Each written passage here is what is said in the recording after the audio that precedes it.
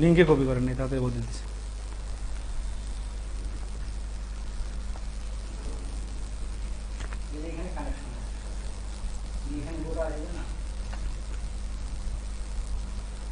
ওইখানে আসে নাই আগের বারও?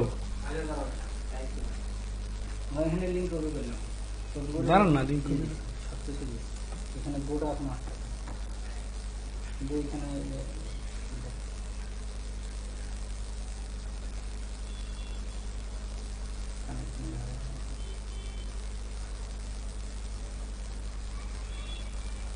এগুলা এখন এক্সপেরিমেন্ট করার সময় ইয়ে করেন। ওইভাবে তো আসতোই, সবসময় তো আসতো।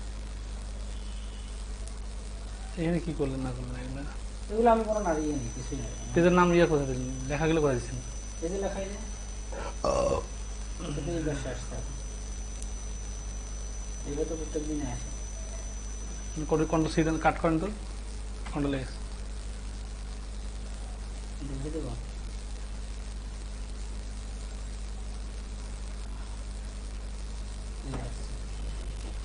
দেন।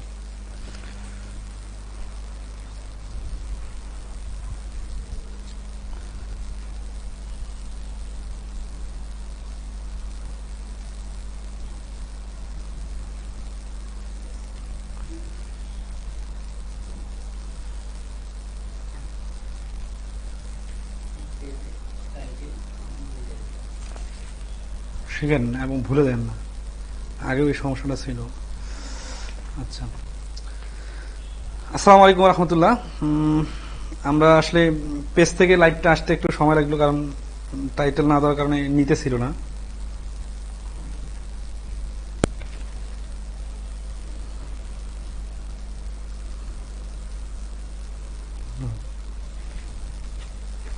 সবাই ভালো আছেন তো? শুনতে পাচ্ছেন? সব আমাদের ঠিকঠাক মতো শোনা যাচ্ছে কিনা একটু কমেন্টে জানাবেন। আপনাদের রেসপন্স দেখে আমরা ক্লাস শুরু করব, আর ক্লাসটা অবশ্যই শেয়ার করে দিবেন।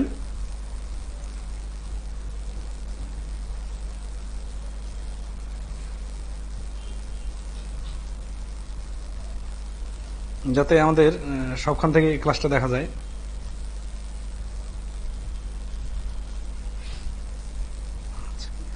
তো আজকে যারা পরীক্ষা দিচ্ছেন, কেমন দিচ্ছেন পরীক্ষাটা?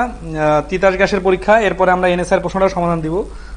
এটা সমাধান শেষ হলে আমরা 10টার মধ্যে শুরু করবো এনএসআর প্রশ্নের সমাধানটা।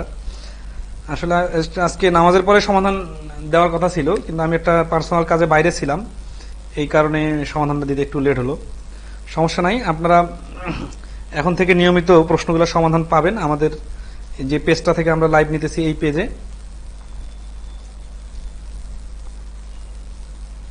সাউন্ড কি ক্লিয়ার আছে কিনা? আজকে ক্লাসের সাউন্ডটা যদি ক্লিয়ার থাকে আমরা ক্লাসটা শুরু করে দিব। আপনারা কে কোথা থেকে এই আমাদের ক্লাসগুলোতে জয়েন করছেন একটু কমেন্টে জানাবেন যে আপনাদের লোকেশন কোথায়, কোথা থেকে ক্লাসটা দেখতেছেন। আগামীকালকেও মনে হয় পরীক্ষা আছে, আমরা চেষ্টা করব নিয়মিত রিসেন্ট প্রশ্নগুলোর সমাধান দিয়ে দিতে। তাহলে আমরা শুরু করতে পারি না? সাউন্ড ক্লিয়ার আছে? কি বলছেন আমার মতামত? এটা পিন কমেন্ট করে দেন, ক্লাসটা সবাই শেয়ার করে দিতে পারেন।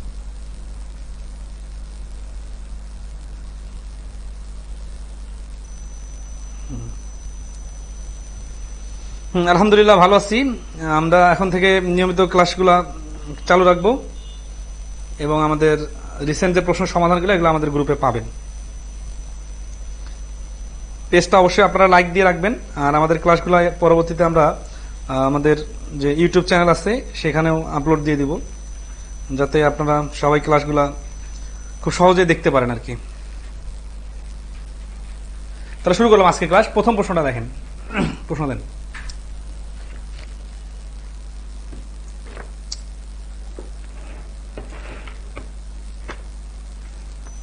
প্রশ্নগুলো সহজে দেখা যাচ্ছে কিনা দেখেন, মানে আমরা আসলে অনেকদিন পরে ক্লাস নিতেছি, তো এই প্রশ্নগুলা ঠিকমতো দেখা যাচ্ছে কিনা এই বিষয়টা একটু আপনাদের কাছে শিওর হয়নি, যাতে সহজে আপনারা বুঝতে পারেন বিষয়গুলো।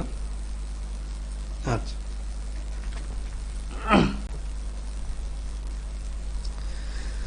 46 নম্বর প্রশ্ন দিয়ে শুরু হবে আজকে ক্লাস। সেটা হচ্ছে যে এ ডগ, আজকে পরীক্ষাটা ছিল তিতাস গ্যাসের অ্যাসিস্ট্যান্ট ম্যানেজার বা এম এর। আর এক্সামের ডেট হচ্ছে 8-10-2021, এক্সাম টেকার IBA, আর আমরা ম্যাথ পার্টের বিস্তারিত সমাধান দিব। কারো কোনো প্রশ্ন থাকলে আপনারা করতে পারবেন, কমেন্টে যে কোনো ব্যাপারে জিজ্ঞাসা করবেন, আমরা পরবর্তীতে দেখে নিব। আশা করি আধা ঘন্টার মধ্যে আমাদের এই প্রশ্নগুলো আজকের পরীক্ষায় 15টা ম্যাথ ছিল আর কি, অনেকগুলো ম্যাথ অনেক লেংদি ছিল, অনেকের সময় লাগছে, তো সেগুলো কিভাবে স্মার্টলি সমাধান করা যাইতো আপনারা ক্লাসটা দেখলেই বুঝতে পারবেন। 46 নম্বর প্রশ্ন বলছে যে a dog takes 3 laps for every 5 laps of a hare. ঠিক আছে, মানে একটা কুকুরের 5টা লাফ আর একটা খরগোশের, কুকুরের 3টা লাফ খরগোশের 5টা লাফের সমান। বলছে if 1 leap of a dog is equal to 3 leaps of a hair.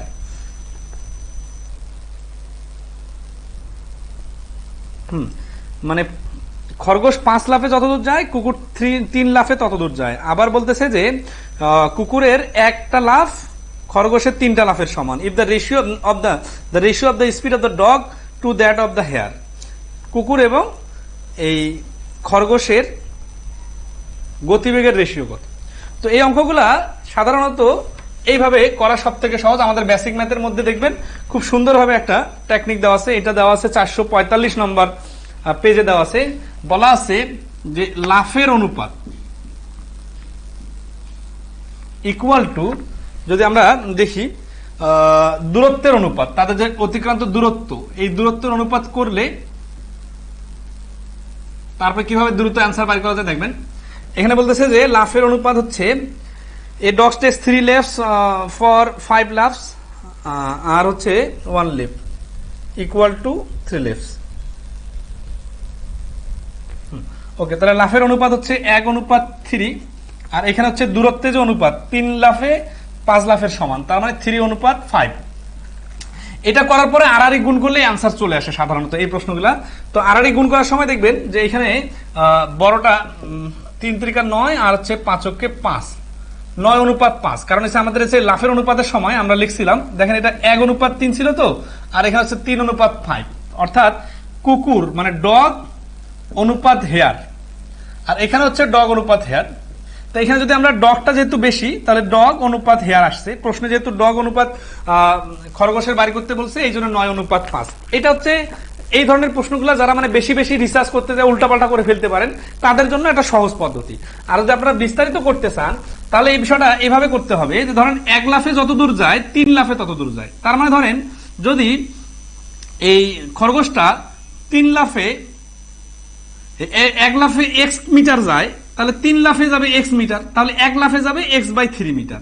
এটা হচ্ছে তাদের লাফের রেশিও। এখান থেকে যদি আমরা রেশিও সাজাই, তাহলে হবে 3x অনুপাত x। অথবা এটাকে আরো একভাবে বলা যায়, ধরেন আছে যে সে এই 3 লাফে যাচ্ছে 3x মিটার, আর এই 1 লাফে যাচ্ছে 3x মিটার, তাহলে এই 3 লাফে যাবে 9x মিটার। 9x আর 3x এর রেশিও বানালে হবে 3:1। এটা হচ্ছে এদের লাফের রেশিও। এই লাফের রেশিওর সাথে তাদের যদি দূরত্ব রেশিওটা গুণ করা যায়, দেখবেন যে এই 3 লাফে যাবে 3x দ্বারা গুণ, আর ও 5 লাফে যাবে 5 এর সাথে 1 গুণ, তাহলে হচ্ছে 9x আর 5x। এটা যদি রেশিও বানাই তাহলে হচ্ছে 9:5। অর্থাৎ এইভাবে x ধরে ডিসটেন্স করে করা যায়, তবে অনেকের উল্টাপাল্টা লেগে যেতে পারে। এই জন্য এই লাফের অনুপাত ইকুয়াল টু দূরত্বের অনুপাতের রেশিও দুটা গুণ করে দিয়ে হিসাব করলে সহজে করা যাবে। ওকে, নেক্সট আসি 47 নম্বর প্রশ্ন। ক্লাসটা আমি একটু দেখি।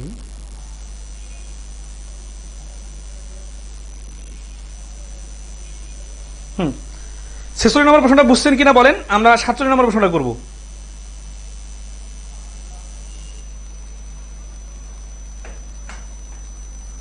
কোনো সমস্যা? আচ্ছা, কমেন্টগুলো আমাকে একটু জানাই।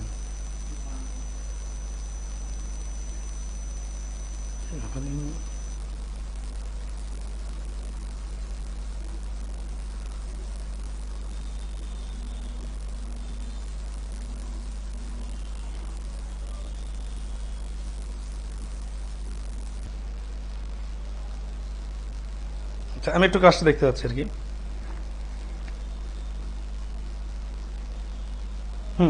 ওকে, ঠিক আছে। আমরা তাহলে 47 নম্বর প্রশ্ন দেখেন, Asad went to a market to buy. আমি আসলে হচ্ছে কি এই প্রশ্নগুলো আপনাদের আগে প্রথমে স্মার্ট জিনিসটা কিভাবে পরীক্ষার হলে করা লাগতো এইভাবে করে দিব, তারপরে বিস্তারিত বোঝাই দিব। তাহলে আপনাদের যেটা সুবিধা হবে যে পরীক্ষার হলের পয়েন্টটা আপনি ধরতে পারবেন, তারপরে আপনার ওটা কিভাবে কিভাবে করা হলো এটা বুঝতে পারবেন। আর আজকে প্রশ্নগুলো অনেকগুলো বড় বড় ছিল তো অনেকের বুঝতে একটু সময় লাগছিল। তো দেখেন বলছে যে Asad went to a market to buy 12 oranges but he found that he had the money to buy only 10 orange.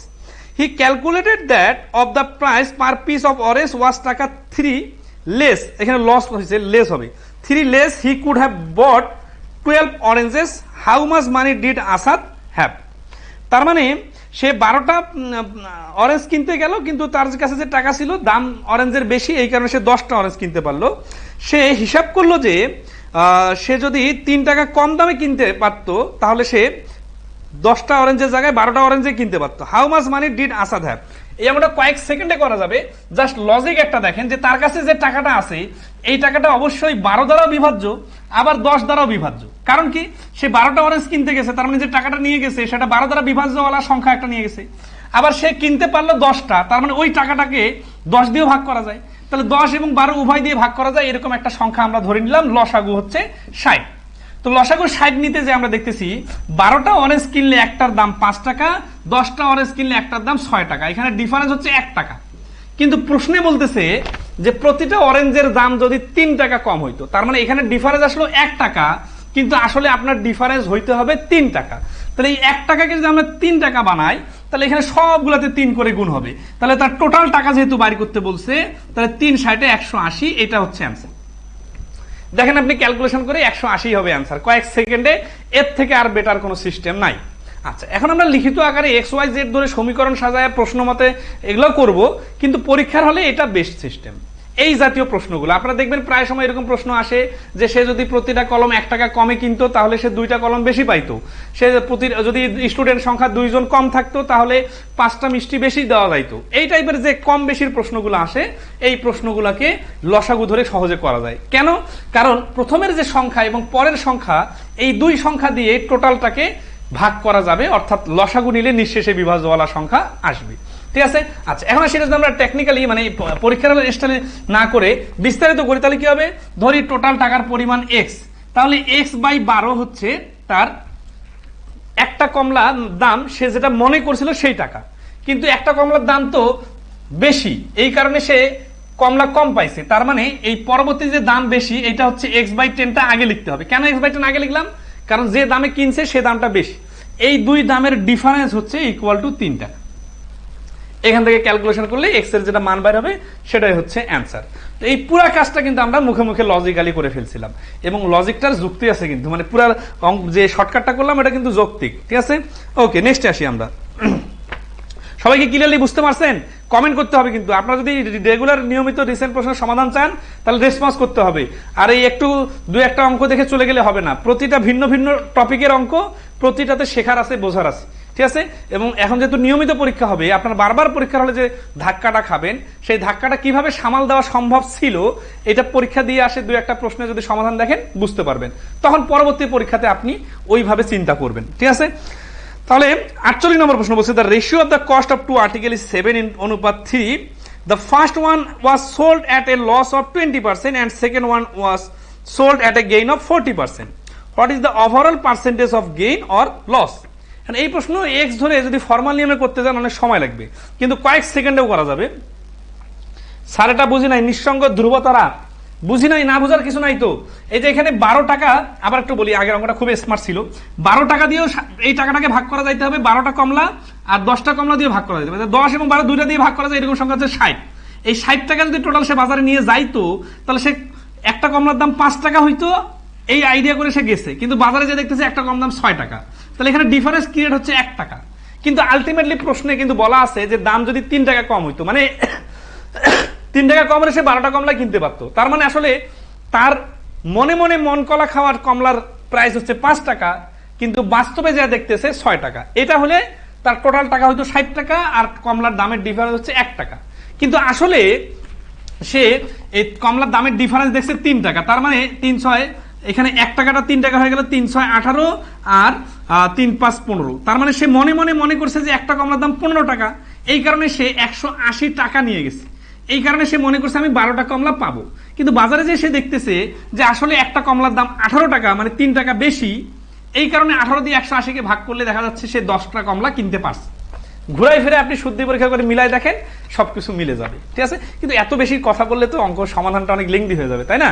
আচ্ছা, এই জন্য আমরা একটু কম কথা বলতেছি, কিন্তু যেটা না বললে না সেটা বলে দিব। তাহলে 48 নম্বর প্রশ্নে এখানে যদি এক্স ওয়াই ধরে করতে যান অনেক সময় লাগবে। এই ধরনের প্রশ্ন সহজে করার জন্য যে জিনিসটা ইন্টারেস্টিং সেটা হচ্ছে পার্সেন্টেজ আকারে চিন্তা করা। কিরকম দেখেন, যে এখানে এই যে অনুপাত দেওয়া আছে 7:3, এটাকে আপনি এক্স ধরে করতে পারেন, আবার 700-300 ধরে করতে পারেন, ঠিক আছে। আচ্ছা, 700-300 ধরলে সুবিধা হবে কি, পার্সেন্টেজ হিসাব করা সহজ। Then first one was sold at a loss of 20%, তার মানে এই 700 টাকার পণ্যটা যদি 20% ক্ষতিতে বিক্রি হয় তাহলে 140 টাকা ক্ষতি হয়ে গেছে। এখন বলতেছে কি যে and the second was sold for gain of 40%, ঠিক আছে। আচ্ছা, তাহলে 40% মানে হচ্ছে 120 টাকা, তাহলে 120 টাকা লাভ হয়েছে, এটা লস হয়েছে, তাহলে মোটের উপর কি হয়েছে, 20 টাকা ক্ষতি হয়েছে। কত টাকায় 20 টাকা ক্ষতি হয়েছে, এই যে 1000 টাকায়। তাহলে 1000 টাকায় যদি 20 টাকা ক্ষতি হয় তাহলে 100 টাকায় অবশ্যই ক্ষতি হবে 2 টাকা বা 2%। এটাকে আপনি 700-300 না ধরে যদি 70 আর 30 ধরেন তাহলে সহজ হচ্ছে কি, এই যে এখান থেকে টোটাল হবে 100 টাকা। তাহলে এখানে 7 দুগুণা 14 টাকা ক্ষতি, আর এখানে হচ্ছে 3 আর 4 12 টাকা লাভ। তখন 12 টাকা লাভ আর 14 টাকা ক্ষতি, তাহলে মোটের উপর হচ্ছে 2 টাকা ক্ষতি। 100-তে 2 ক্ষতি মানে হচ্ছে সরাসরি 2% বলা যায়, অর্থাৎ ক্ষতির হার 2%। এক্স ধরার থেকে এইভাবে সংখ্যা ধরে করা সহজ বেশি। আচ্ছা, 49 নম্বর প্রশ্নটা দেখেন, বলছে solution x contain 40% salt and 60% water by weights. Solution Y contains 25% salt and 75% water. If mixture of X and Y contains 30% salt, what percent of the weight of this mixture is solution X? আচ্ছা, এটা করব, সবাই কি ধরতে পারছেন?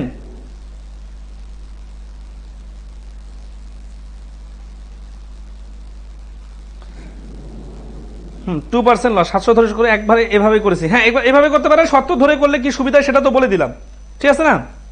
আচ্ছা,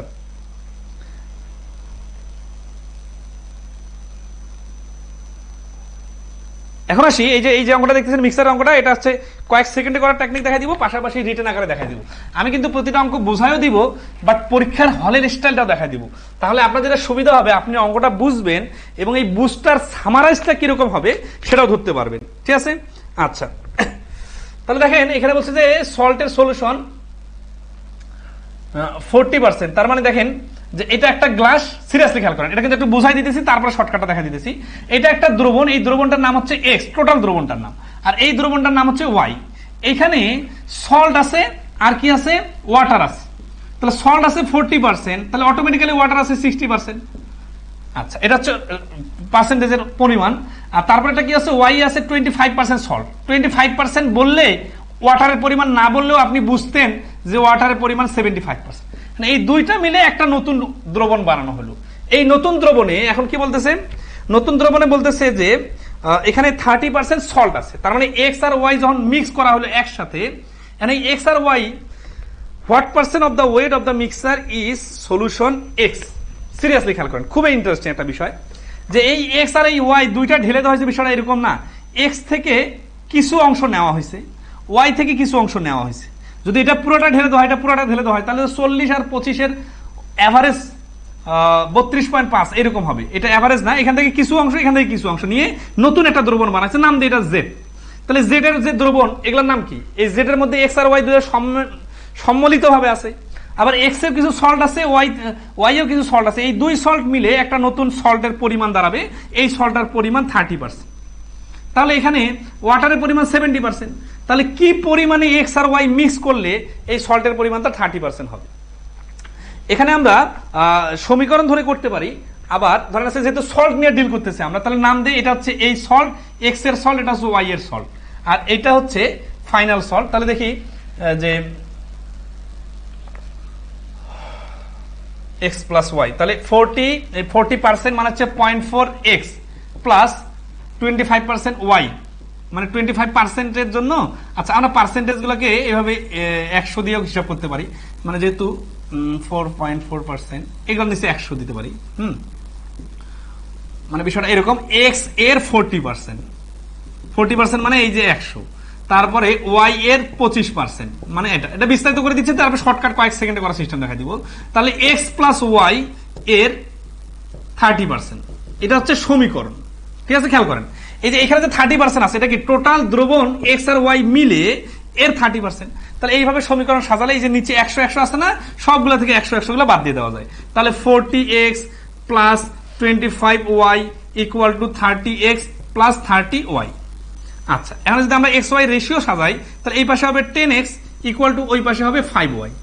তার মানে এক্স অনুপাত ওয়াই ইকুয়াল টু 5/10, কাটাকাটি করলে হচ্ছে 1/2। এই যে হাফ আসলো না, হাফ কি? হাফ হচ্ছে এক্স অনুপাত ওয়াই অর্থাৎ 1/2। তার মানে এক্স এর ভ্যালু যদি 1 হয়, ওয়াই এর ভ্যালু হবে 2। তার মানে এই দ্রবণটাতে এক্স যদি 1 কেজি থাকে তাহলে ওয়াই হবে 2 কেজি। অ্যান্সার কি চাইছে? প্রশ্নটা কিন্তু বোঝার আছে। হ্যাঁ, বলছে কি যে what percent of the weight of this mixer. এই দিস মিক্সার মানে হচ্ছে জেড, অর্থাৎ টোটাল দ্রবণের মধ্যে এক্স এর অনুপাত পার্সেন্টেজটা কত। তাহলে টোটাল দ্রবণটা হবে 1 + 2 = 3। আর তাহলে percentage of x equal to এই যে 3, টোটাল 3 কেজির মধ্যে এক্স হচ্ছে 1 কেজি। তাহলে 3/1 মানে তো আমরা জানি 33.33%। আচ্ছা, এইটা হচ্ছে বিস্তারিত এক্সারসাইজের আকারে। কারণ কি আপনাদের বোঝার আছে, মিক্সারের প্রশ্ন অনেকে কম বোঝেন তো ওই জন্য চিত্রনাট করে বোঝাই দিলাম সবাইকে। এই পয়েন্টটা বিস্তারিতটা ক্লিয়ার। পরীক্ষার হলে কি এটা লেখা যাবে বলেন তো? পরীক্ষার হলে এইভাবে লিখতে গেলে তো সময় পাবেন না। তাহলে পরীক্ষার হলে কিভাবে করবে? পরীক্ষার হলে কয়েক সেকেন্ডে করা যাবে, সেই কয়েক সেকেন্ডের টেকনিকটা দেখবো, বাট এটা হচ্ছে বোঝার জন্য। আচ্ছা, এখন এই ধরনের প্রশ্নগুলো অবশ্যই রুল অফ অ্যালিগেশন দিয়ে করবেন। যেহেতু এখানে সল্ট আবার সল্টের পার্সেন্টেজ বলা আছে, তাহলে আমরা সল্টের পার্সেন্টেজটা এভারেজটা মাঝখানে লিখবো মিক্সার করার পরে। শুরুতে ছিল 40 আর শেষে হচ্ছে আরেক পাশে ছিল 25।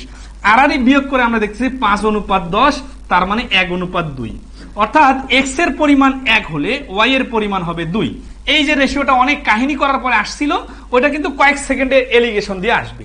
তাহলে 1-2 দেখে আমরা বুঝতেছি। অনেকে কিন্তু এখানে আবার 50% আর 100% ধরে নেবেন, এটা কিন্তু আরেকটা কনফিডেন্টলি ভুল হবে। কারণ এখানে এক্স এর পরিমাণ 1 কেজি হলে ওয়াই এর পরিমাণ হবে 2 কেজি, কিন্তু আমাদের অ্যান্সার চাইছে টোটালের কত পার্সেন্ট এক্স। তাহলে টোটাল যেহেতু 3 কেজি, এই 3 কেজিতে এক্স এর পরিমাণ যেহেতু 1, তার মানে 3-1 মানে লেখালেখি ছাড়াই বলা যাবে 33.33%। তাহলে এই প্রশ্নটার অ্যান্সার হচ্ছে বি, 33.3%। আশা করি সবাই ধরতে পারছেন। এখন বলেন তো, পরীক্ষা হলে এইভাবে না লিখে যদি ওইভাবে লেখেন আর যদি বলেন যে আমি তো এলিগেশন বুঝি না, তাহলে ভাই সমস্যা নাই, আপনি 2টা প্রশ্নের সময় একটা প্রশ্নতে খাওয়ান, এলিগেশন আপনাকে বোঝা লাগবে না। অথচ ইউটিউবে আমাদের 7-8টা ভিডিও আছে যেখানে এলিগেশন অনেক সুন্দর করে বোঝানো আছে। তো যারা সময় দিবেন না, খুঁজে বার করবেন না কোথা থেকে শিখলে আপনার নর্মাল সিস্টেমের পাশাপাশি এক্সাম হলের অ্যাপ্রোচটা মনে ক্লিয়ার করা যাবে, তাহলে তো আপনার দুর্বলতা দূর হবে না। ঠিক আছে, এই জন্য একটু সময় দিতে হবে। ঠিক আছে, আচ্ছা নেক্সট আসি আমরা এরপরে প্রশ্নটা। 50 নম্বর বলছে যে a student marks were wrongly entered as 83 instead of 63।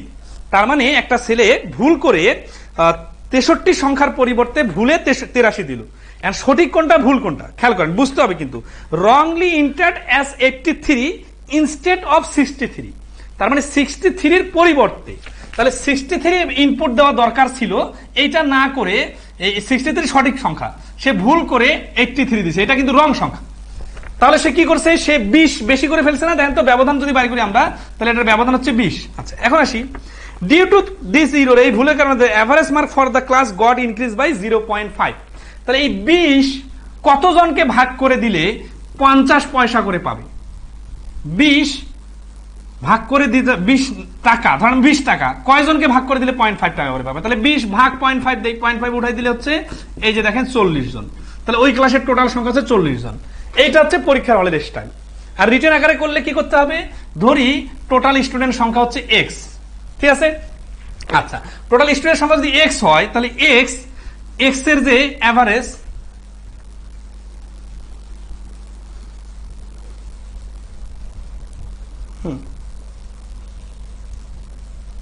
তাহলে এই student marks were wrongly entered as 83 instead of 23 due to this error the average marks of the got increase by 0.5। তার মানে আগের যে এভারেজ ছিল, নতুন এভারেজটা হচ্ছে কি 0.5 বেড়ে যাবে। আচ্ছা, আমার মনে হয় যে এইভাবে করলে বেশি সহজে করা যাবে। 20 নাম্বার বেড়ে গেছে টোটালে, তাহলে হচ্ছে একজনের বারে 0.5 বেড়ে গেলে টোটাল স্টুডেন্ট একজন, 20 বেড়ে গেলে টোটাল স্টুডেন্ট হবে 40 জন। দেখ এইভাবে ঐকিনিয়মও করা যাইতে পারে। নেক্সট আসি 51 নম্বর, বাই মিক্সিং টু কোয়ালিটিস। আচ্ছা, সবাই কি ক্লিয়ারলি ধরতে পারতেছেন? কমেন্ট করতে হবে প্রচুর। এই প্রশ্নটা যদি ক্লিয়ার হয়ে থাকে, আগের প্রশ্নটা সবাই ক্লিয়ার লিখে কমেন্ট করেন, এটা কিন্তু খুব কমন একটা প্রশ্ন। ঠিক আছে, পারভেজ জামান, আমি শর্টে পারি, ম্যাথ করতে পারি, কিন্তু বাট ইলাবোরেটলি পারি না। তো আপনার তো উল্টা অসুখ, তাহলে আপনাকে উল্টা ওষুধ খাওয়াই, মানে উল্টা ভাবে চিন্তা করতে হবে, ঠিক আছে? শর্টে করা শিখবেন, সমস্যা নাই, এটা ভালো কোয়ালিটি, কিন্তু বিস্তারিত না বুঝলে তো এমনি এমনি শর্ট হয় নাই। আপনি অবশ্যই বুঝেন, কিন্তু আপনি হয়তো বই ফরম্যাট পড়েন নাই, আমাদের রিটেন বইটা দেখতে পারেন। 11 নম্বর বলছে, by mixing two qualities of pulse in the ratio 2/3, the selling price of the mixture the ratio টাকা per kilogram, a shopkeeper makes a profit of 10%. If the cost of the smaller quantity by টাকা 14 per KG, the cost in টাকা per KG of the larger quantities. এই যে এত বড় অঙ্ক দেখতেছেন না, এত কয়েক সেকেন্ডে করা যাবে জানেন, কিন্তু অঙ্কটা সামারিটা দ্রুত মাথায় নিতে হবে। আর এই ক্যাপাবিলিটি তখনই বাড়বে যখন আপনি বেশি বেশি ইংরেজি ম্যাথ প্র্যাকটিস করবেন। এই যে অনেকে মনে করেন যে আমরা যে অ্যাডভান্স ম্যাথ বই বা ব্যাংকের বইটা লিখছি, এটা শুধু ব্যাংকের পরীক্ষায়। এটা আজকে কোন ব্যাংকের পরীক্ষা হয়েছে বলেন তো? এটা তো ব্যাংকের পরীক্ষা না। তো ইংলিশে যে ম্যাথ আসছে, যারা ব্যাংকের প্রিপারেশন দিবেন না, মানে পরীক্ষা দিবেন না বলে ইংরেজি ম্যাথ প্র্যাকটিস করেন না, তারা এই পরীক্ষাটাতে কি করছেন বলেন তো? আচ্ছা, এই জন্য অ্যাডভান্স লেভেলের ম্যাথ শিখতে হবে, ঠিক আছে? আইবিএ অনেক সময় পরীক্ষা নিলে বাংলায় প্রশ্ন দেয়, ইংলিশেও প্রশ্ন দেয়। ইংলিশে প্রশ্ন যাদের প্র্যাকটিস নাই, তাদের কি সমস্যা হয়েছে, এরকম বড় বড় প্রশ্ন করে মাথা কাজ করে নাই, অর্থ বুঝতে বুঝতে সময় শেষ। অথচ প্র্যাকটিস থাকলে কি সুবিধা আমি বলি, দেখেন আমি কিন্তু অঙ্ক রিডিং করার সাথে সাথে বুঝে গেছি যে এই অঙ্কটাতে কি বলতেছে, সামারিটা দ্রুত মাথায় আসতেছে। সেটা হচ্ছে যে দুই ধরনের ডাল 2-3 অনুপাতে মিশিয়ে 22 টাকা প্রতি কেজি বিক্রি করে 10% লাভ হলো, ঠিক আছে? তাহলে এতে 10% লাভ হলো। যদি কম পরিমাণের পণ্যটার প্রতি কেজির দাম 14 টাকা হয়, তাহলে বেশি পরিমাণে পণ্যটার প্রতি কেজির দাম কত টাকা হবে? এই অঙ্কটা কয়েক সেকেন্ডে করা যাবে, শুনবেন কিভাবে আসতেছি। দেখেন এই প্রশ্নটা কিভাবে করা যাবে কয়েক সেকেন্ডে দেখেন। 2:3, এটা হচ্ছে কম পরিমাণ, এটা হচ্ছে বেশি পরিমাণ। এইটার প্রতি কেজি সে কিনছিল 14 টাকায়, আর এইটার প্রতি কেজি সে কত টাকায় কিনছিল এটা বাইর করতে বলছে। কিন্তু বলছে এগুলো সবগুলাই, এগুলো কিন্তু সিপি, কস্ট প্রাইস, এত কিন্তু টাকা। আমাদের কিন্তু সিপি বাইর করতে হবে এই বেশি পরিমাণটার প্রতি কেজির কস্ট প্রাইস। দেন অঙ্ক সামারাইজ করতে হবে, মানে আপনি অঙ্ক সুন্দর করে সাজায় সাজায় লিখবেন ছোটবেলার বাচ্চার স্টাইলে, এত সময় পাবেন না ভাই। সুন্দর করে এই যে সামারি করে ফেললাম। এখন আসি যে এসপি কত, 22 টাকা, 22 টাকা বিক্রি করে কি হচ্ছে 10% লাভ। তো আপনার লজিক খেলতেছে না যে 20 টাকার জিনিসে 10% লাভ করলে 2 টাকা লাভ হয়, তার মানে সিপি সরাসরি এটা 20 টাকা। তার মানে এভারেজে এগুলা সবগুলা সে 20 টাকা করে কিনছে এভারেজে। তাহলে এখানে মনে করেন 2 কেজি আর 3 কেজি, 5 কেজি যদি 20 টাকা করে কিনে, তার খরচ হচ্ছে কত টাকা? 100 টাকা। এই 2 কেজি যদি 14 টাকা করে কিনে, তাহলে এই 2 কেজির পিছনে তার খরচ হচ্ছে 28 টাকা। তাহলে এই 3 কেজির পিছনে তার খরচ হচ্ছে 100 টাকা থেকে 28 টাকা বাদ দিলে 72 টাকা। 3 কেজিতে যদি 72 টাকা খরচ হয়, তাহলে 1 কেজিতে খরচ হচ্ছে 24 টাকা। এটা অ্যান্সার। এবং সামগ্রিক পুরো অঙ্কটা কয়েক সেকেন্ডে পারা সম্ভব। আবার লজিকটা ক্লিয়ার করে দিই, ফার্স্ট হয়ে যাচ্ছে না? আচ্ছা,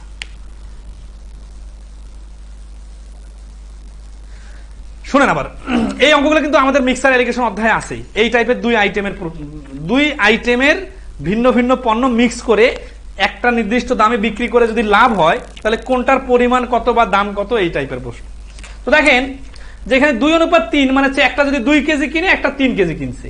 2 কেজি যেটা কিনছে, 3 কেজি কিনছে ভিন্ন ভিন্ন দামে। 2 কেজি যেটা কিনছে সেটা প্রতি কেজির দাম ছিল 14 টাকা, তাহলে 2 কেজি কিনতে খরচ হচ্ছে 28 টাকা। তাহলে এই 3 কেজি কিনতে খরচ হচ্ছে কত টাকা জানি না, কিন্তু এই পাশে আমরা দেখতেছি 10% লাভে 22 টাকা ধরে সবগুলো এভারেজে বিক্রি করছে।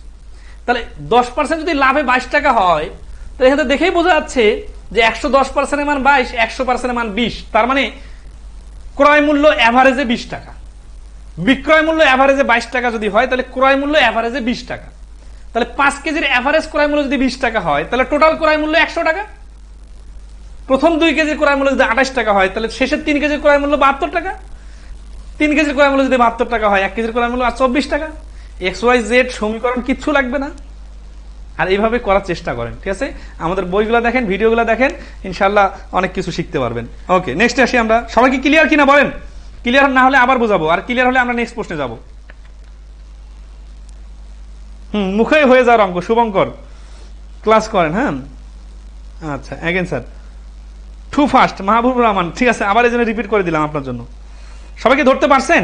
আচ্ছা, যদি পেরে থাকেন তাহলে আমরা নেক্সট আসি। হ্যাঁ, 52 নম্বর প্রশ্ন। 52 নম্বর প্রশ্ন বলতেছে যে Jamal covered a distance of 340 Miles between city A and city be taking a total 5 hours. If part of the distance was covered at 60 miles per hour speed and the balance is 80 miles per hour speed, how many hours did he travel at 60 miles per hour? এগুলো তো ভাই একেবারে খুব পানিপন্থা অঙ্ক, বুঝবেন? মানে এগুলা time and স্পিডের এই টাইপের অঙ্কগুলো দেখতে অনেক সাইজ লম্বা লম্বা মনে হচ্ছে না? তা আপনি যদি হচ্ছে সাইজ দেখে অঙ্ক হিসাব করেন তাহলে তো আপনি অঙ্কের গভীরতা বুঝলেন না। এই অঙ্কের কোনো গভীরতা নাই, অঙ্ক সিম্পল ইকুয়েশনে করা যাবে, ইকুয়েশনও লাগবে না, মুখোমুখি হবে, জাস্ট অঙ্কটা ফিল করতে হবে। এই টাইপের অঙ্ক কিভাবে ফিল করা যায় দেখেন, যে একটা লম্বা রাস্তা, এই রাস্তাটার টোটাল ডিস্টেন্স হচ্ছে 340 কিলোমিটার। এখন নির্দিষ্ট একটা পার্ট যাচ্ছে কত কিলোমিটার বেগে? 60 কিলোমিটার বেগে। আর একটা পার্ট যাচ্ছে কত কিলোমিটার বেগে? 80 কিলোমিটার বেগে। এখন এই দুই পার্টে মিলে সময় লাগছে 5 আওয়ার। কারণ এই 5 আওয়ারকে দুই জায়গায় ভাগ করে দিতে হবে। এখন এটা আপনি অপশন টেস্ট করে করতে পারেন, কিন্তু অপশন টেস্ট কাউকে শেখাইতে হয় না, অপশন টেস্ট নিজে নিজে পারা যায়। এখানে টিচারের কোনো ক্রিয়েটিভিটি নাই, জাস্ট ধরাই দিলে আপনি নিজে পারবেন। তো আমরা এই অঙ্কগুলো কিভাবে করলে সব থেকে সহজে করা যায় সেটা দেখি। এই টাইপের অঙ্কগুলো রুল অফ অ্যালিগেশনে করা যায়, যেটা কয়েক সেকেন্ডে হয়। আমাদের ইউটিউবে ভিডিও দেখবেন অথবা আমাদের বেসিক ম্যাথ বইয়ে দেখবেন যে গতিবেগের প্রশ্নে রুল অফ অ্যালিগেশন সুন্দরভাবে বোঝানো আছে। তো এখানে রুল অফ অ্যালিগেশন করলে দেখেন 5 ঘন্টায় যদি 340 যায় তাহলে অ্যাভারেজ স্পিড কত? 5 6 30 আর 5 8 40, 48 হচ্ছে অ্যাভারেজ স্পিড। দেখেন এই যে রুল অফ অ্যালিগেশনে এইখানে 68 মাঝখানে, আড়াআড়ি বিয়োগ করলে 8, এই পাশে আড়াআড়ি বিয়োগ করলে 12, 12 আর 8 এর লসাগু হচ্ছে 3:2।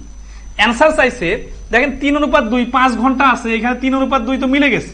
তার মানে এই 3 হচ্ছে এই 60 কিলোমিটার বেগে যাওয়া পথ হচ্ছে 3 আওয়ার। এটা অ্যান্সার।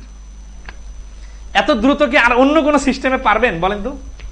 এখন আপনাদের তো অনেকে এটার এই নিয়মটা ভালোভাবে না শেখার কারণে কনফিডেন্সে আসে নাই, যে আরে 3 যে বাইর হয়ে গেল, এত দ্রুত বাইর হয়ে গেল, এত বড় প্রশ্নের অ্যান্সার সঠিক হলো না ভুল হলো। তো আসলে শুদ্ধি পরীক্ষা করেন। এই যে 60 কিলোমিটার বেগে গেলে 180, 3 ঘন্টা, আর 80 কিলোমিটার বেগে 2 ঘন্টা চললে 160, 160 আর 180 যোগ করলে তো 340 হয়। এখনো কি কনফিডেন্স আসবে না? অবশ্যই আসবে। এই যে এইভাবে করলাম, এইভাবে বুঝলে তো এরপর শুদ্ধি পরীক্ষা নিজে নিজে করতে পারবেন। ঠিক আছে? আচ্ছা, এখন আসি আর একটা টিপস দেই, যে এখানে অনেক ক্ষেত্রে যেটা হয় যে এই যে 5 দিয়ে 340 কে 68 ভাগ বাইর হলো না, এখানে যদি 341 থাকতো তখন কিন্তু এইভাবে বাইর করা যাইতো না, তখন ঝামেলা হইতো। ওই ঝামেলাটারও সমাধান আছে। সেই সমাধানটা হচ্ছে এইরকম, যে এই এলিগেশনে এবার আমরা দূরত্বটা 340 আছে না, এই 340 কে এখানে লিখলাম। তাহলে এই 5 ঘন্টায় যদি 60 কিলোমিটার বেগে যাইতো তাহলে 5 গুণন 60, 300 এখানে বসতো। 5 ঘন্টায় 80 কিলোমিটার বেগে গেলে 5 8 40, 400 এখানে বসতো। আড়াআড়ি বিয়োগ করলে 60 আর এখানে হচ্ছে 40। এই 60 আর 40 এর রেশিও কিন্তু দেখেন 3:2 হচ্ছে। কত স্মার্ট থিঙ্কিং! ঠিক আছে? আচ্ছা, 3:2 মানে কি? যে এই প্রথম অংশের জন্য তার 3 ঘন্টা সময় ব্যয় হলে দ্বিতীয় অংশের জন্য তার 2 ঘন্টা সময় ব্যয় হবে। এখানে টোটাল 5 ঘন্টা বলছে, এই জন্য 3 ঘন্টা 2 ঘন্টা মিলে তো 5 ঘন্টা হয়ে যাচ্ছে, 3 ঘন্টা অ্যান্সার। এইখানে যদি বলতো 10 ঘন্টা, তাহলে আমরা 3 ঘন্টা 2 ঘন্টাকে দেখতাম 5 ভাগ, কিন্তু এখানে আছে 10 ভাগ, তাহলে এখানে 3 এর ডাবল 6, এখানে 2 এর ডাবল 4, এইভাবে হইতো। তো যাই হোক, আপনার রুল অফ অ্যালিগেশনের ভিডিওগুলো আমাদের ইউটিউব থেকে দেখে নেবেন। ঠিক আছে? এরকম আরো একটা অঙ্ক আছে, আমরা একটু পরে আসতেছি। কেমন লাগতেছে সবাইকে বলেন তো? বোঝা যাচ্ছে নাকি কঠিন লাগতেছে? না মনে হচ্ছে যে না এইভাবে করলে তো পরীক্ষার হলে একটু টাইম সেভ হইতো, আমি আরো 2টা প্রশ্ন বেশি দিতে পারতাম, এত বড় বড় প্রশ্ন দেখে ভরকে গেছিলাম? এগুলো ভাই অনেক আগের কথা, বুঝছেন? আমি বারবার একইভাবে বলি, আপনারা সামনে আরো অনেক পরীক্ষা দিবেন, যে যে জায়গাগুলোতে মিস্টেক হয়েছে, যে যে জায়গাগুলোতে মনে হচ্ছে যে না আরেকটু ইমপ্রুভ করার সুযোগ আছে, সেই জায়গাগুলোতে ফোকাস করেন। অনেকেই কিন্তু করোনার সময় অনেক ভালো ম্যাথ শিখছেন, কিন্তু এই স্মার্ট থিঙ্কিংটাকে পরীক্ষার হলে অ্যাপ্লাই না করার কারণে দেখা যাচ্ছে আপনার আগের গদবাধা যে নিয়মে করতেন ওইভাবে করতেছেন। এতে যে সমস্যাটা হচ্ছে, টাইমিং হচ্ছে না, টাইম অনুযায়ী হচ্ছে না। তো এই পয়েন্টটা নিয়ে কাজ করেন, আশা করি খুব দ্রুত ক্লিয়ার হয়ে যাবে। 53 নম্বর প্রশ্ন বলতেছে, the average age of husband, wife and their child 3 years ago was 27 and that of wife and child 5 years ago was 20 years. The present age of the husband is. এই টাইপের অঙ্ক তো সবাই পারবেন, কিন্তু কে কত সেকেন্ড কম সময়ে পারবেন এইটা সব থেকে ইম্পর্টেন্ট। ঠিক আছে? আচ্ছা, ধরা যাচ্ছে না? সবাই কি বলছে?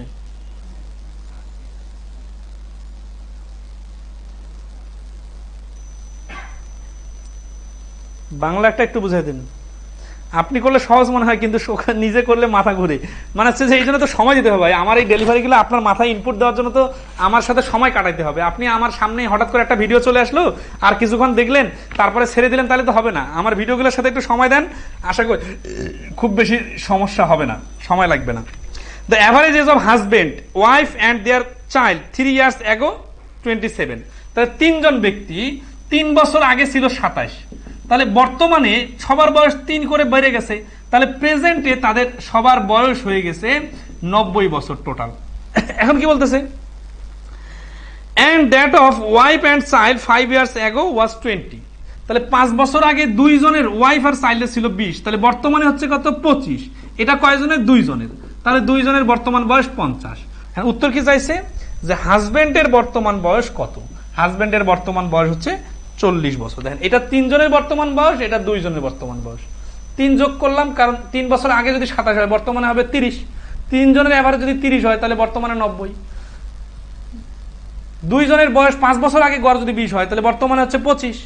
দুইজন, এই জন্য 2 দ্বারা গুণ, তাহলে বর্তমান বাইর করে। তাহলে বয়সের বেসিক জিনিস হচ্ছে কি, যে সমান সময়ে যে হিসাব করতে হয়। ঠিক আছে, ওকে। তাহলে এই প্রশ্নের অ্যান্সার হচ্ছে 40। 54 নম্বর প্রশ্ন। এই প্রশ্নটাতে প্রিলি রিটেন মিলে কতগুলো পরীক্ষা আসছে, অ্যান্সার তো মুখস্থ হয়ে যাওয়ার কথা। যারা অ্যান্সার এটার মুখস্থ নাই, এই 54 নম্বর প্রশ্ন, তারা একেবারে ফ্রেশার, প্রিপারেশন ভালো নাই, বা বিগত সালের প্রশ্ন ভালো করে দেখেন নাই, তারাই এই প্রশ্ন ক্যালকুলেশন করে গেছেন। আর যারা রেগুলার পরীক্ষা দেন বা বিগত সালের প্রশ্নগুলো দেখছেন, এই 54 নম্বর প্রশ্নটা প্রিলি এবং রিটেন মিলে অনেকগুলো পরীক্ষা অনেকবার আসছে। এটা অ্যান্সার মুখস্থ 70% দেওয়ার কথা, কারণ 70.something আসে। ঠিক আছে, প্রশ্নের বাংলা বলা দরকার মনে করি। নাজমা আমির, এই প্রশ্ন করে নাই কেউ, এরকম নাই। এই প্রশ্ন যারা পারে নাই তার তো পরীক্ষা হলে যাওয়া ঠিক হয় নাই। ঠিক আছে, এগুলা প্রশ্ন পারতে হবে, পারা অবশ্যই যাবে, কিন্তু বিষয় হচ্ছে যেগুলো একটু মিডিয়াম বা কঠিন ওগুলো পারতে হবে। ইজিগুলো তো পারতে হবেই, ওটা মিস করলে তো আপনার লস। তাহলে এই 54 নম্বর হচ্ছে, ইন এ সার্টেন স্টোর, নির্দিষ্ট দোকানে the profit is 320% of the cost if the cost increase by 20%, 5%, মানে লাভটা হচ্ছে 320%। তার মানে কস্ট যদি হয় 100, তাহলে এসপি হবে 100 এর সাথে 320 যোগ করে 420। এখন বলতেছে যে if the cost increase by 25%, যদি কস্টটা 25% বেড়ে যায়, তার মানে নতুন কস্ট হচ্ছে, নিউ সিপি হচ্ছে 125, but the selling price remain constant. Selling price remains constant মানে সেলিং প্রাইস আগে 420 ছিল, এখনো 420। তাহলে এখানে প্রফিট কত? প্রফিট হচ্ছে 420 থেকে 125 মাইনাস করলে 295। অ্যান্সার চাইছে কি, চাইছে যে approximately what percent of the selling price. অর্থটা বুঝতে হবে, অ্যাপ্রক্সিমেট মানে প্রায় বা কতটুকু, হোয়াট পার্সেন্ট শতকরা পরিমাণ কত অফ দ্য সেলিং প্রাইস।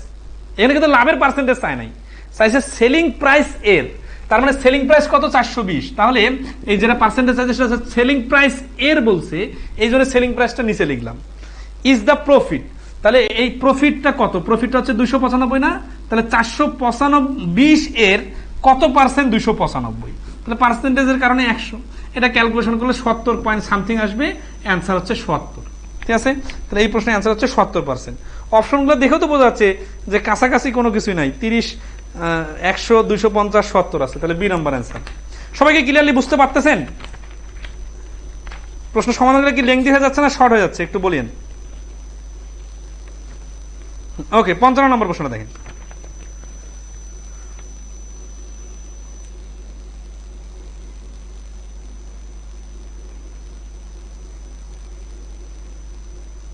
সবাই আছেন। The electricity bill of a certain establishment is partly fixed and partly varies as the number of units of electricity consumed. মানে ইলেকট্রিকের বিল একটা নির্দিষ্ট এইভাবে হয়, ধরেন আছে যে আপনার মিটার চার্জ ফিক্সড, এটা আপনি 1 কোটি টাকা খরচ করেন, 100 টাকা খরচ করেন বা 1 লাখ টাকা, আপনি যদি বিদ্যুৎ নাও খরচ করেন আপনার ফিক্সড কস্টটা দিতে হবে, এটা তো বেসিক কথা। আচ্ছা, মানে আপনার মিটার লাগা থাকলে ওই টাকাটা দিতে হবে। এরপরে কি বলতেছে, আর কিছু টাকা আছে ভ্যারি করে মানে কি, যে আপনি যেই রকম খরচ করবেন ইউনিট হিসাবে সেই রকম বিল দিতে হবে। When in a certain month 540 units are consumed, the bill is Rs 1800। যখন 540 ইউনিট খরচ করা হয় তখন বিল আসে 1800 টাকা। In another month 620 units are consume and the bill is Rs 2040 টাকা। ঠিক আছে, আচ্ছা, তারপর নেক্সটে কি বলতেছে যে ইন অ্যানাদার মান্থ, অন্য একটা মাসে 500 ইউনিটস আর কনজিউমড, 500 ইউনিট খরচ করা হলো, then the bill for that month would B.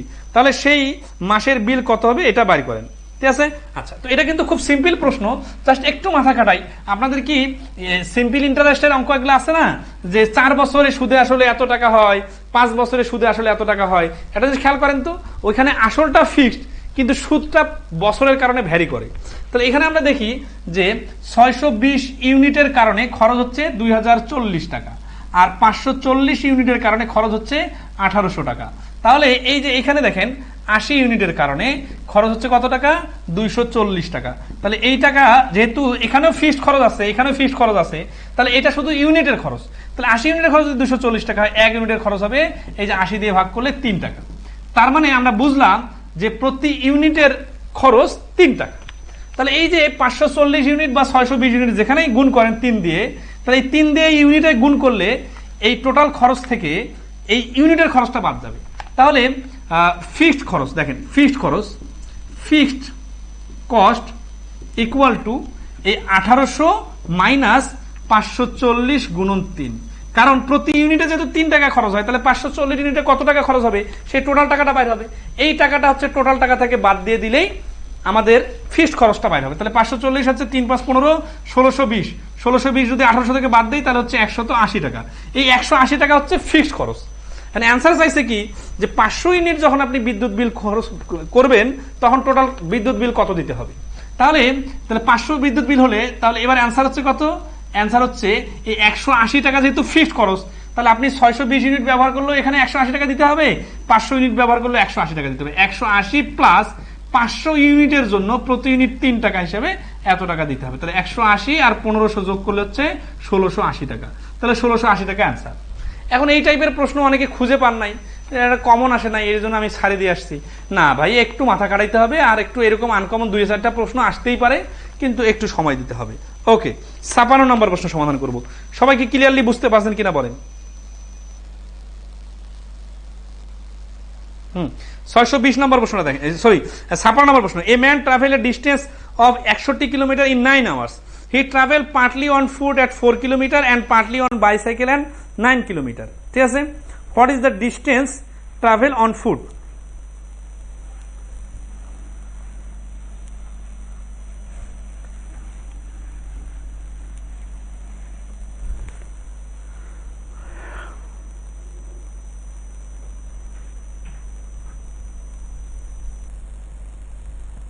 আচ্ছা, এই 56 নম্বর অপশনে দেখেন, এটা সমীকরণ ধরে করা যাবে, আবার সমীকরণ ছাড়াও করা যাবে। তাহলে সমীকরণ আগে করি।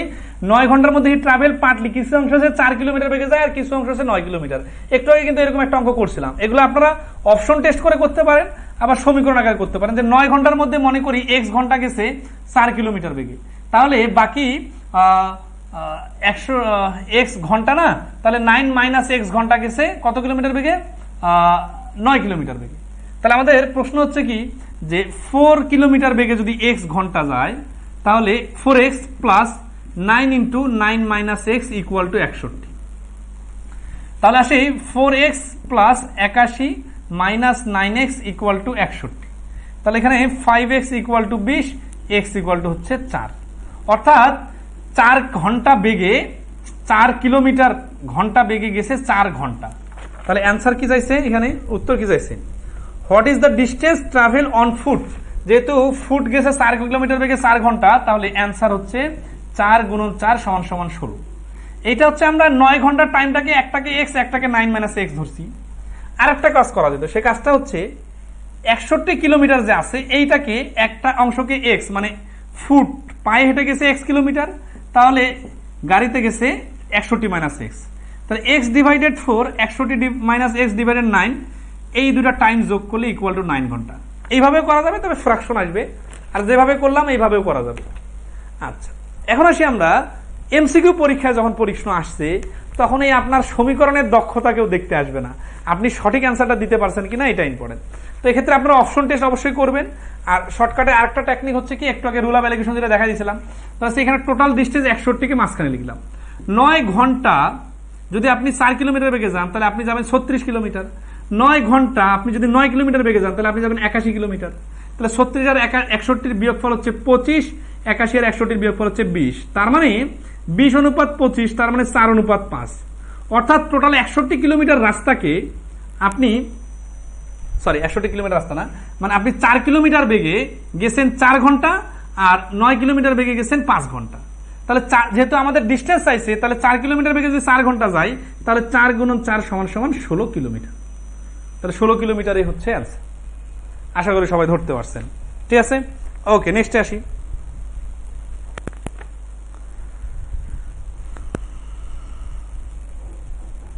56 number. 17 number, X Y and Z share টাকা 1800 in such a way that X has 2 point. আচ্ছা সবাই ধরতে পারছেন কিনা বলেন, কঠিন লাগতেছে নাকি আবার?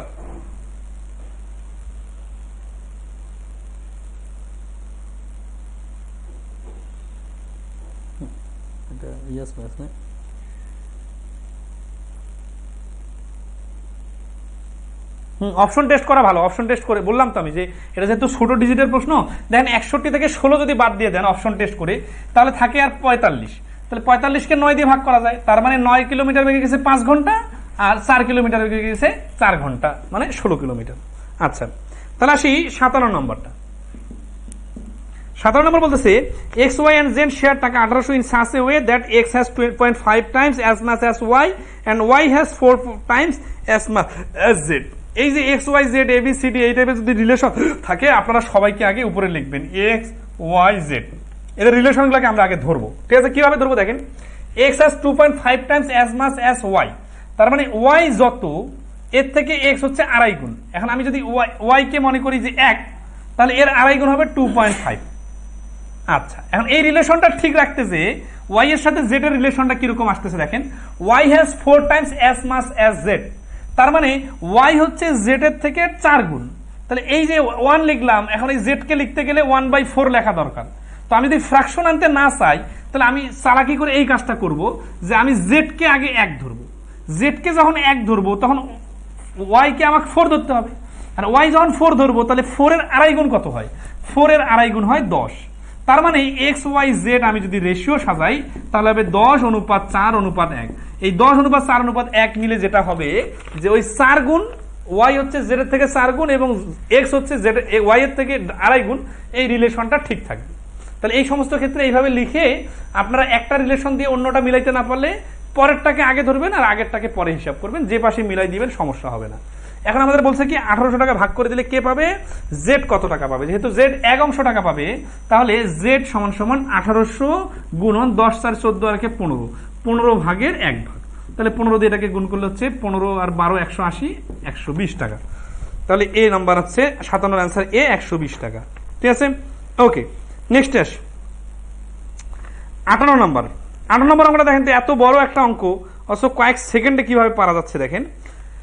জাস্ট অর্থটা বলে দিই যে in a market survey 25% respondent, মানে যতগুলো রেসপন্ড করছে তাদের মধ্যে 20% লোক অপটেড ফর প্রোডাক্ট এ, তারা এ নামক প্রোডাক্টটা পছন্দ করেছে। হোয়ারাস অপরদিকে 60% অপটেড ফর প্রোডাক্ট বি।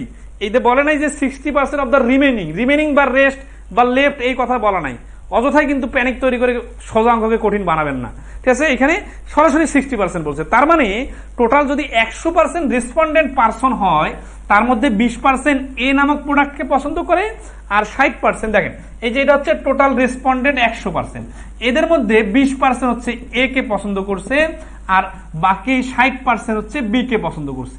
এটার অবশিষ্ট যদি বলতো অবশিষ্টের 60%, তাহলে আমরা লিখতাম 80 এর 60%, কিন্তু এর তো অবশিষ্ট নামে কোনো কথাই নাই, তাহলে আপনি কেন ঝামেলা চিন্তা করবেন, সরাসরি 60। তাহলে 20 আর 60 যদি হয়, তাহলে এরা কারা, এরা হচ্ছে এ আর বি কাউকে পছন্দ করে না, তার মানে এরা নিরপেক্ষ লোক বা এরা আলাদা লোক। তারপরে কি বলছে এখানে দেখেন, প্রশ্নে বলা আছে যে the remaining individuals were to certain if the difference in a number between those who opted for product B and those who are uncertain.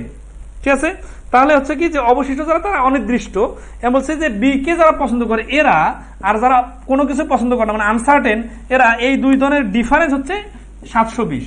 তাহলে আমরা দেখেই বুঝতেছি 60% আর 20% ডিফারেন্স যদি 720 হয়, তার মানে এটার বিয়োগ করতে হবে, বিয়োগ করে 40% মান 720, 40% মান যদি 720 হয়, তাহলে এই 2 শূন্য বাদ দিলে দেখেন 4 ভাগের মান 72, তার মানে 100% মান। ও এখানে কি বার করতে বলছে দেখি, বলছে যে how many individuals were cover the survey, মানে টোটাল কতজন আছে, তাহলে 100% মান আনবো। তাহলে এই যে 40 দ্বারা ভাগ, এখানে 100, 0 0 কাটা, 4 24 4 18 72, আর 18 আর 100 গুণ করলে 1800। তাহলে এই প্রশ্নের অ্যান্সার এই এতটুকু লিখলেই করা সম্ভব ছিল, 720 কে 40% মান ধরে অ্যান্সার হচ্ছে 1800।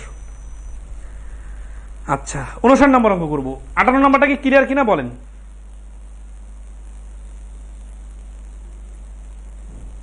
আরে নাজনীন কি বলছেন, নাজনীন আমি এটা পারিনি স্যার, অনেক বড় ম্যাথ, মাথা ঘুরায় গেছে।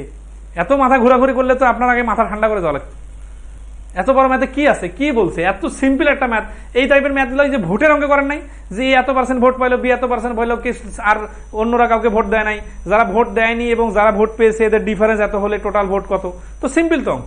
বড় অঙ্ক মানে তো প্যাচ নাই, অনেক ছোট অঙ্কের মধ্যে অনেক প্যাচ লাগানো যায়, এটা তো কোনো প্যাচই লাগায় নাই। এটা না পারা মানে হচ্ছে আপনার মানে হাতে ধরে নাম্বার ছেড়ে দিয়ে আসে, এরকম বোকামি করা যাবে না। আচ্ছা ওকে, 59 নম্বর কি বলছে দেখেন, দ্য সার্টেন, এই দেখেন এই অঙ্কটাও কিন্তু অনেকগুলো প্রিলি এবং রিটেনের বইয়ে আসছে, হ্যাঁ আমাদের অ্যাডভান্স ম্যাথ বইও আছে। বলছে the captain of A cricket team of 11 members is 26 years old and the wicket keeper is 3 years older. If the age of these two are excluded, the average age of the remaining players is 1 year less than the average age of the whole team. আচ্ছা, এর খুব nice একটা প্রশ্ন বলছে, what is the average age of the team. আচ্ছা, এখানে কিন্তু x ধরে করার দরকার আছে, কেন সেটা বিষয়টা বোঝাই দিতেছি। বলছে the captain of A cricket team of 11 is 26 years, ঠিক আছে। তার মানে old and the wicket keeper is 3 years older, তাহলে একজন 26 আর একজন 29 বছর, তার মানে টোটাল 11টা প্লেয়ার আছে, এর মধ্যে ক্যাপ্টেনের বয়স হচ্ছে 26, তাহলে আর উইকেট কিপার হচ্ছে 3 বছর বেশি, তার মানে 29। আচ্ছা, এরপর হচ্ছে if the ages of two are excluded, এই 26 বছর বয়সে ক্যাপ্টেন আর এই উইকেট কিপারের বয়স যদি বাদ দিয়ে দেওয়া যায়, the average of the remaining players is 1 year less. তার মানে এই যে সবাই যখন 11 জন ছিল আর এইখানে হচ্ছে 9 জন, সিরিয়াসলি খেয়াল করেন, 2 জন বাদ দিয়ে দেওয়া হলো, এইটার যে টোটাল বয়স, এইটার টোটাল বয়স, এইটার যে অ্যাভারেজ আর এটার অ্যাভারেজ, এই দুই অ্যাভারেজের মধ্যে কি হচ্ছে, is 1 year less than the average of the whole team. যখন সবাই মিলে ছিল তখন যে অ্যাভারেজটা ছিল এইটার থেকে এইটা 1 বছর কম, তার মানে এটা যদি অ্যাভারেজ এক্স হয়, এটা হচ্ছে অ্যাভারেজ হচ্ছে এক্স মাইনাস 1। এখন সিরিয়াসলি খেয়াল করেন তো, এই অ্যাভারেজটা হচ্ছে 11 জনের অ্যাভারেজ, তার মানে এই 11টা জন যদি গুণ করি তাহলে এটা হচ্ছে 11 জনের টোটাল বয়স, আর এটা যেহেতু 9 জনের অ্যাভারেজ, তাহলে এই 9 জনের অ্যাভারেজ মানে তাহলে 9 দ্বারা গুণ করি, তাহলে এটা 9 জনের টোটাল, তাহলে 11 জনের টোটাল আর 9 জনের টোটাল, এটা কি সমান সমান হবে? হবে না। কি করলে সমান সমান হবে? হয় এই 11 জন থেকে এই 26 আর 29 বছর এদের দুজনকে বাদ দিতে হবে, অথবা এই 9 জনের সাথে ওদের 2 জনকে যোগ করতে হবে। যেহেতু প্রশ্নে বলছে যে 11 জন থেকে যখন এই 2 জনকে এক্সক্লুডেড করে দেওয়া যায়, মানে বাদ দিয়ে দেওয়া যায়, তাহলে 26 আর 29 মিলে হচ্ছে 55, তাহলে এই 55 যদি আমি বাদ দিয়ে দেই তাহলে এই যে 9 জনের অ্যাভারেজ এটা টোটাল এত হবে, তাহলে এটা হচ্ছে প্রশ্ন মতে। তাহলে আমরা ধরবো কি, লেট টোটাল অ্যাভারেজ মানে হোল টিমের অ্যাভারেজ, হোল টিমের অ্যাভারেজ হচ্ছে এক্স, তাহলে হোল টিমের অ্যাভারেজ এক্স হলে 11x মাইনাস 55 ইকুয়াল টু এটা, কারণ পরবর্তীতে 1 কমে গেছে, তাহলে এখানে 11x minus 55 equal to 9x minus 9, এই 55 ওই পাশে যাবে, 11x এই পাশে আসবে, 9x এই পাশে আসবে, তাহলে হয়ে যাবে 2x ইকুয়াল টু 55 ওই পাশে গেলে হয়ে যাবে 46, x ইকুয়াল টু 23। এখন যেহেতু আমাদের অ্যান্সার চাইছে যে এই উত্তর কি, what is the average of the team, total টিমের অ্যাভারেজ কত, তাহলে টোটাল টিম যেহেতু চাইছে, যেহেতু আমাদের ধরছি তো হোল টিমের অ্যাভারেজ এক্স, তাহলে এক্স এর মান 23 অ্যান্সার। দেখেন খুব বেশি প্যাচ নাই, কিন্তু এই প্রশ্ন মতো লাইনটা লিখতে কিন্তু অনেকের প্যাচ লাগে যাবে। তো এগুলো তো ভাই পরীক্ষার হলে এক্সপেরিমেন্ট করার জায়গা না, পরীক্ষার হলের অনেক আগে অনেকবার এক্সপেরিমেন্ট করে করে করে করে আপনি তো অনেক পাকনা হয়ে যায়, তারপর পরীক্ষার হলে যাবেন। আর যেটা হয়ে যেতে না পারেন তাহলে পরীক্ষার হলে কি হবে জানেন, এই -55 এই পাশে না দিয়ে আপনি ওই পাশে -55 দিয়ে দিবেন, অথবা দেখা এই পাশে +55 দিয়ে দিবেন, অথবা অনেক কাহিনী বানায় ফেলবেন, তারপরে অ্যান্সার সঠিক আসবে, কিন্তু মাঝখানে 5 মিনিট সময় চলে গেছে। এই ভুলটাই হয়েছে অনেকের, ঠিক আছে। তো এই যে দেখেন, যত বেশি আপনি সময় দিবেন তত আপনার দক্ষতা তৈরি হবে, তত আপনার ভুল করার পরিমাণ কমে আসবে, তত আপনি কম লাইন লিখে দ্রুত অ্যান্সার বাই করতে পারবেন, ঠিক আছে। ওকে, তাহলে এই প্রশ্নের অ্যান্সার হচ্ছে 23। নেক্সটে আসি, লাস্ট ওয়ান, 60 নম্বর অঙ্ক। সবাইকে ধরতে পারছেন? এটা লাস্ট ওয়ান, আর বেশি জ্বালা সময় লাগবে না, অনেক সময় নিয়ে নিলাম আপনাদের, এতক্ষণ ধরে এতজন ক্লাসটা করতেছেন, এই জন্য আপনাদের সবাইকে থ্যাঙ্কস। আমরা খুব দ্রুত শেষ করে দিব। আচ্ছা, সবাইকে বুঝতে পারছেন কিনা বলেন? 60 নম্বর প্রশ্ন বলছে, for which values of x is that the value x² minus 6x plus 8 negative. এই যে একটা ইনইকুয়ালিটির ম্যাথ দিছে, এটা খুব একটা ইন্টারেস্টিং ম্যাথ, ঠিক আছে। এই ইনইকুয়ালিটির ম্যাথটা কিভাবে ডিল করতে হবে দেখেন, খুব সুন্দর একটা ম্যাথ দিছে বীজগণিতের, কারণ এটা বোঝার আছে। আমাদের ব্যাংক রিটেন ম্যাথ বইয়ে শুধুমাত্র ইংলিশ ব্যাংক রিটেন বা ব্যাংক ম্যাথ এমসিকিউতে ইনইকুয়ালিটির ম্যাথ অনেক সুন্দর করে আলোচনা করা আছে। For which values of x is the value of x² minus 6x plus 8 মানে এক্স এর কোন ভ্যালু নিলে, মানে এক্স এর কিছু মান আছে, এই মানগুলো নিলে এই যে রাশিটা দেখতেছেন আপনার x square minus 6x plus 8, এই রাশিটার মান নেগেটিভ হবে। নেগেটিভ হওয়া মানে হচ্ছে লেস দেন 0 হবে। তো এই যে লেস দেন 0 লিখলাম, এটা তো দেখেই বোঝাচ্ছে মিডল টার্মের প্রশ্ন। আর উৎপাদকে আমি কিছু ক্লাস নিচ্ছি, ওখানে সুন্দর করে বলে দিচ্ছি যে উৎপাদক এই ক্লাস 8-9 এর বাচ্চারা যেভাবে করে বিস্তারিত এত কিছু করার টাইম নাই। এখানে 6x দেখতেছেন না, এখানে 8 দেখতেছেন। 8 এর উৎপাদক কি 2 আর 4, 4 দুগুণা 8। তাহলে এখানে যোগ চিহ্ন আছে, তার মানে যোগ করতে হবে। আবার এখানে মাইনাস চিহ্ন আছে, মানে দুইটার আগে মাইনাস চিহ্ন থাকতে হবে। তার মানে x - 4 * x - 2 is less than 0। দেন মাঝখানে 2-3 লাইন গায়েব হয়ে গেল। এই গায়েব হয়ে যাওয়ার কারণে আপনার এমসিকিউতে টাইম কম লাগবে। এখন এখান থেকে দেখা যাচ্ছে যে x এর এটা একটা এটা একটা। এখন যদি খেয়াল করেন লেস দেন 0 হলে দুইটাই কিন্তু পজিটিভ বা দুইটাই নেগেটিভ হইতে পারবে না, একটা পজিটিভ হলে একটা নেগেটিভ হবে। ঠিক আছে? আচ্ছা, তাহলে আমরা যদি দেখি যে একটা আমরা নেই x - 2 ইজ নেগেটিভ, তাহলে x - 4 হচ্ছে পজিটিভ। ঠিক আছে? আচ্ছা, এটাকে পজিটিভ নেই। আচ্ছা, দুই ভাবে করতে হবে, মানে এই অঙ্কটা আসলে বিস্তারিত না করলে আমি যদি শর্টে অ্যান্সার বাইর করে দেই, এটা আসলে লজিক ডেভেলপ হলে আপনারা শর্টে করতে পারবেন, কিন্তু বিস্তারিত করে না দিলে অনেকে আবার বুঝবেন না। আচ্ছা, এই যে দুটা সংখ্যা দেখতেছেন না আপনারা, এই দুটা সংখ্যার গুণফল 0 এর থেকে ছোট। তার মানে বিষয়টাকে এইভাবে ভাবি, xy ইজ লেস দেন 0, তার মানে -x + y অথবা +x - y। অর্থাৎ দুইটা রাশির গুণফল যদি কখনো 0 এর থেকে ছোট হয়, তাহলে বুঝতে হবে গুণফলটা নেগেটিভ অবস্থায় আছে। আর গুণফলটা নেগেটিভ অবস্থায় আছে মানে একটা পজিটিভ সংখ্যা হলে আরেকটা নেগেটিভ, অথবা প্রথমটা নেগেটিভ হলে পরেরটা পজিটিভ। এই দুটো জিনিস, অর্থাৎ দুইটা ভিন্ন ভিন্ন। তাহলে আমরা প্রথম ক্রাইটেরিয়াতে দেখি যে প্রথমটা যদি নেগেটিভ হয় আর পরেরটা যদি পজিটিভ হয়, তাহলে কি হচ্ছে x - 4 is less than 0, x is less than 4, অথবা তখন আর কি হবে x - 2 ইজ গ্রেটার দেন 0, অথবা x ইজ গ্রেটার দেন 2। এই দুইটা হচ্ছে ফার্স্ট কন্ডিশন। ফার্স্ট কন্ডিশন মানে কি, যে একটা নেগেটিভ একটা পজিটিভ। এখন আসি সেকেন্ড কন্ডিশনে কি হবে, যে এই প্রথমটা যদি পজিটিভ হয় সেকেন্ডটা নেগেটিভ হয়। আচ্ছা, এইখান থেকে অ্যান্সার লেখার সিস্টেম কি, আমাদের কিন্তু অসমতার ভিডিও আছে ভাই, ইউটিউবে দেখে নিবেন, ইনইকুয়ালিটি বাই খায়রুল আলম নামে 3টা ভিডিও আছে, শেষের ভিডিওটাতে এইরকম আলোচনা করা আছে। তো এখানে x হচ্ছে 4 এর থেকে ছোট, আর এখানে x হচ্ছে 2 এর থেকে বড়। তার মানে আমরা যদি একই চিহ্ন দিয়ে লিখি, তাহলে x হচ্ছে 4 এর থেকে ছোট, তার মানে 4 এই পাশে, x হচ্ছে 2 এর থেকে বড়, তার মানে 2 এর থেকে বড়। তো দেখেন x নামক যে সংখ্যাটা, এটার মানটা 2 এর থেকে বড় হবে, 4 এর থেকে ছোট হবে। এরকম সংখ্যা অনেক আছে, যেমন কি, যেমন 3, যেমন হচ্ছে 3.5, যেমন 2.5। ঠিক আছে? আচ্ছা, তাহলে এটা অ্যান্সার হতে পারে। আপনারা দেখেন ক নম্বর অপশনে, মানে এ নম্বর অপশনে এই কথাটা বলা আছে। আচ্ছা, আমরা যে বললাম যে এটা পজিটিভ এটা নেগেটিভ হলে কি হতে পারে, এটা পজিটিভ মানে x - 4 ইজ গ্রেটার দেন 0, তার মানে x ইজ গ্রেটার দেন 4। আবার x - 2 ইজ লেস দেন 0, এই মাইনাসের কারণে, তাহলে x ইজ লেস দেন 2। তার মানে দেখেন এখানে হচ্ছে x হচ্ছে 4 এর থেকে বড়, 4 এর থেকে বড় মানে 5, 6, 7 এরকম সংখ্যা। আবার এখানে বলতেছে x is less than 2, less than 2 মানে হচ্ছে 1 বা -1 এরকম। তো এখন একই সাথে x 4 এর থেকে বড় আবার 2 এর থেকে ছোট হতে পারে না, তার মানে এইরকম সংখ্যা বাস্তবে নাই। তাহলে এই মানটা নেওয়া যাচ্ছে না, এটা নেওয়া যাচ্ছে। যেহেতু এটা আপনার এ নম্বর অপশনে দেওয়াই আছে, তাহলে এটা অ্যান্সার। আর যত বেশি করবেন তত বেশি এক্সপার্ট হয়ে যাবেন, তত দ্রুত পারবেন। ঠিক আছে? আশা করি আজকের পরীক্ষা যারা দিচ্ছেন তারা তাদের সমস্যাগুলো ফাইন্ড আউট করতে পারছেন, এবং নেক্সটে আপনারা সমস্যাগুলো কিভাবে ওভারকাম করা যায় এটা নিয়ে কাজ করবেন। আমরা চেষ্টা করব নিয়মিত প্রশ্নগুলো সমাধান দিতে। আপনারা আমাদের সাথে থাকেন। এনএসআই এর প্রশ্নের সমাধানটা আমরা কিছুক্ষণের মধ্যে দিয়ে দিব। তো আজকে এই পর্যন্তই, ভালো থাকবেন সবাই। কেমন লাগলো আমাদের সমাধানটা? আপনারা কি এনজয় করছেন? যদি আপনারা আগ্রহ দেখান, ঠিক আছে, তাহলে আমরা নিয়মিত সমাধান দিব। আর যদি মনে করেন যে না এগুলো তো সবখানে পাওয়া যাচ্ছে, এখানে না পারলেও সমস্যা নাই, তাহলে আমরা অন্য কাজে ব্যস্ত থাকবো। ঠিক আছে? আচ্ছা, তো ঠিক আছে, আজকে এই পর্যন্তই, ভালো থাকবেন সবাই। ধন্যবাদ সবাইকে।